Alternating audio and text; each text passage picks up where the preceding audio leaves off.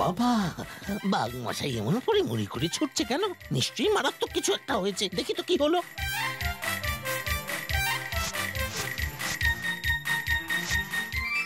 ও বাঘ মশাই, ও বাঘ মশাই, ও বাঘু বাবু, তোমার কি হয়েছে গো?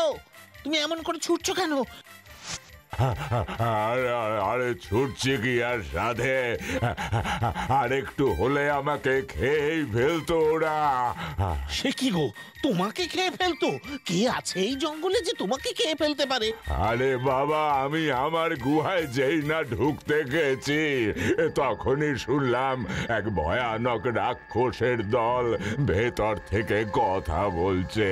তুমি কি যে বলছো ছাতা, আমি কিছুই বুঝতে পারছি না। আমি এই জঙ্গলে সারাদিন এদিক সেদিক টহল দিয়ে বেড়াই, আমার কাছে তো কোনো খবর নেই। আর তুমি কি না বলছো রাক্ষস এসেছে এই জঙ্গলে? আরে হ্যাঁ রে বাবা, হ্যাঁ, আমি আমি সত্যি বলছি। আমার কিন্তু বিশ্বাস হয় না।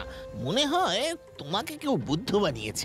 বটে, হ্যাঁ, এই যত বড় মুখ নয় তত বড় কথা।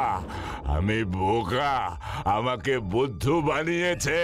হ্যাঁ, আর তুমি কোথাকার কে? তোমার বুঝি ঢের বুদ্ধি? সে তো বটেই। ওরকম দূর থেকে সবাই বড় বড় কথা বলতে পারে। এতই যদি আমার কথায় সন্দেহ হয় তো নিজে গিয়েই দেখো না।